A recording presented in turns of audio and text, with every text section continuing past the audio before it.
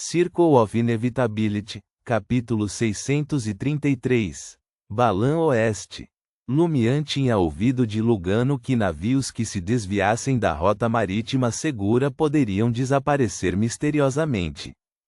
Em alguns anos, eles apareciam ocasionalmente à noite, sem luzes ou pessoas. Esse parecia ser o caso agora. No passado, Lumian poderia ter se teletransportado por curiosidade, aproveitando a reentrada do veleiro de 3 mastros em uma rota marítima segura para avaliar sua condição interna. No entanto, após encontrar as lendas do demônio na Ilha Errante, ele sentiu que menos curiosidade era melhor. Contanto que o navio desabitado viajando na escuridão não exibisse sinais de ataque ou perigo iminente, ele poderia tratá-lo como um espetáculo único do mar Berserk e simplesmente observar. O navio marrom se distanciou gradualmente, deixando apenas as velas ondulantes em seu rastro. De repente, Lumian, utilizando sua visão excepcional, avistou um rosto olhando silenciosamente por um buraco aberto na janela mais alta da cabine. O rosto, enrugado e branco pálido, agarrava-se firmemente aos ossos, desprovido de carne e sangue. Cabelos cor de linho caíam em cascata como ervas daninhas murchas. Os globos oculares estavam ausentes, deixando apenas um vazio de escuridão profunda. Parecia a cabeça de um cadáver ressecado, mas seus lábios eram surpreendentemente vibrantes, como se tivessem sido recentemente adornados com batom. Lumian instintivamente sentiu que o rosto pertencia a uma mulher. Pelo menos, ela tinha sido uma mulher quando viva. Ele se absteve de levantar a mão direita para uma saudação calorosa. Em vez disso, observou calmamente enquanto o antigo veleiro de 3 mastros navegava além da rota marítima segura e para dentro da noite escura. O rosto ressecado, com lábios vermelhos sangue e olhos negros como breu, se misturava à escuridão. Só então Lumian acenou com a mão e ofereceu um leve sorriso. Adeus. Você não fará falta. Ele então ajudou Franca e os outros a elaborar um plano para confrontar Moran Avigny. No final das contas, optou por esperar mais informações de 007 antes de finalizar sua estratégia. Conspirador não era um visionário, conhecido por conjurar conspirações do nada. Eles exigiam informações substanciais como base. Quando Lumian acordou ao amanhecer, Barrys emergiu da densa névoa mortal do mar Berserk. Diante dele estendia-se um mar azul claro, banhado pela intensa luz do sol do céu alto. No dia seguinte, Barrys contornou o Porto Birrens na ponta mais ao norte de Balã Oeste. Depois, continuou para sudoeste, chegando a Porto Pilos às 4 da tarde. Situado em Matane, o porto estava sob o domínio do almirante Querário. Originalmente uma colônia da República Intis, Porto Pilos viu os colonos de Intis se retirarem após a guerra alguns anos atrás. Posteriormente, várias facções do reino Feinapoter, mantendo um relacionamento favorável com o almirante Querário, assumiram o controle. O alvo de Lumian, Hisoka, ainda não havia aparecido em Porto Pilos, mas Lumian sabia que as 2 brincadeiras em que ele havia se envolvido eram em Matane. Uma ocorreu na cidade Tizamo, nos arredores de Porto Pilos, mais próximo da floresta, e a outra em Devise, a cidade de Minas de Ouro mais ao sul de Matane. Enquanto Lumian desabotoava o segundo botão de sua camisa de linho, ele comentou com Lugano em um tom autodepreciativo. Sinto que estou sendo rejeitado pelo inverno e estou vivendo em um ambiente escaldante. Tendo chegado a Porto Santa no final do outono, que estava relativamente quente e ensolarado, Lumian seguiu para Porto Cola quando Porto Santa começou a esfriar. Sua jornada continuou pelo que sua irmã chamava de trópicos, desprovidos de inverno e mantendo uma temperatura de pelo menos cerca de 20 graus Celsius. Enquanto Traer já estava no meio do inverno, o continente sul estava vivenciando o auge do verão. Isso tornou o casaco de tweed preto especialmente preparado por Lumian e o sobretudo estilo German inutilizáveis. "Por que viajamos para o sul durante todo o outono?", declarou Lugano com autoridade sobre questões de clima e estações. Lumian colocou um chapéu de palha dourado e caminhou pela passarela até o porto, de mãos dadas com Ludwig. Ele incorporou corajosamente os traços do aventureiro Louis Berry. Inicialmente, Lumian havia pensado em alterar sua estratégia, adotando uma nova identidade para investigar discretamente as duas pegadinhas em Matane e descobrir Hisoka sem chamar atenção. No entanto, depois que Franca detalhou vividamente as características usuais de Hisoka para Anthony Reid, o perfil do hipnotista revelou uma característica excepcionalmente agressiva, classificada entre as principais. Como resultado, Lumian reconsiderou e retornou ao seu papel de lançar iscas.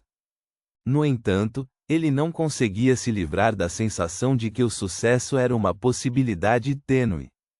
O ritual de sacrifício do mar e a sobrevivência de Loki provavelmente deram a Hisoka uma compreensão abrangente das facções que o apoiavam.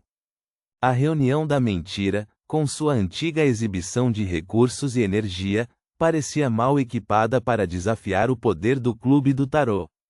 E Lumian não estava contando apenas com o Clube do Tarô para obter apoio. Se estivesse no lugar de Hisoka, Lumian optaria pela paciência. Ele esperaria 1 mês ou 2, permitindo que o inimigo vingativo ficasse inquieto e cometesse erros.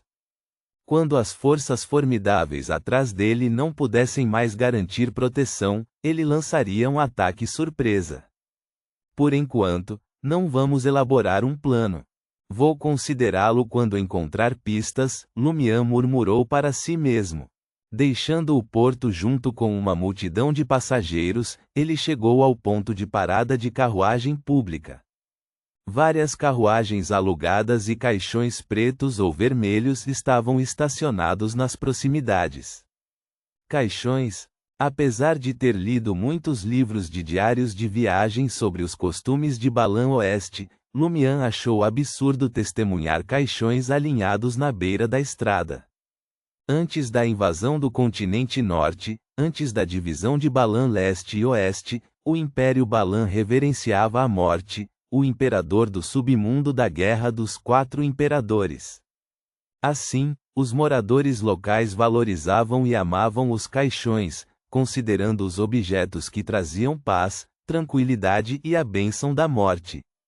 Ao viajar, eles ficavam dentro, carregados por pessoas ou puxados por cavalos e cabras de um chifre. Claro, essa forma de transporte era reservada para aqueles de um certo nível de riqueza. Pessoas comuns não podiam nem se dar ao luxo de deitar em um caixão.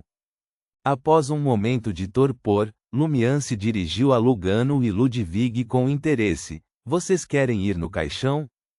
"Pretendo tentar."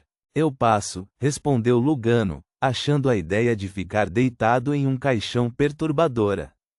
Ludwig voltou sua atenção para os vendedores ambulantes próximos.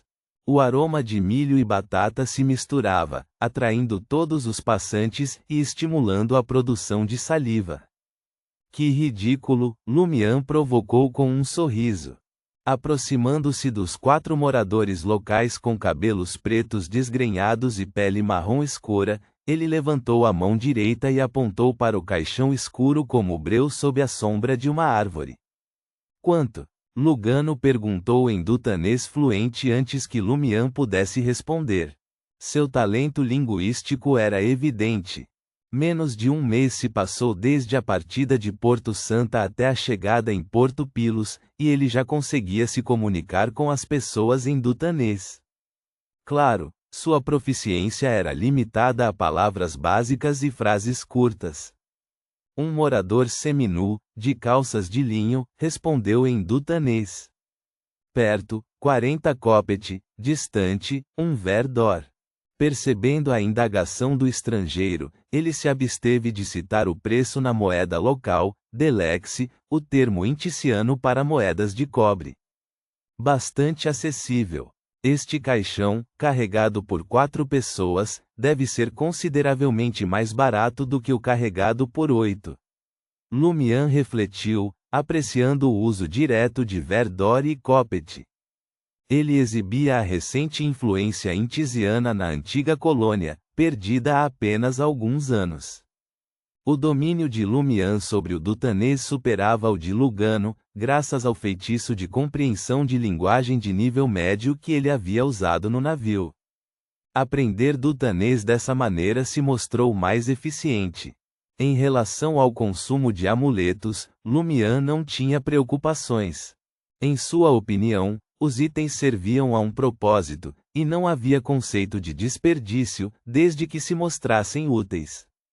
Ele não podia se alinhar com aqueles indivíduos miseráveis que acumulavam sua riqueza ao longo da vida, apenas para beneficiar outros após sua morte.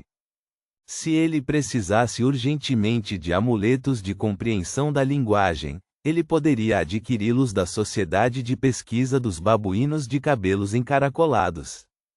Se a reunião deles não se alinhasse com sua agenda, teletransportar-se para várias cidades em Lemburg permitiria que ele os comprasse da Igreja do Conhecimento.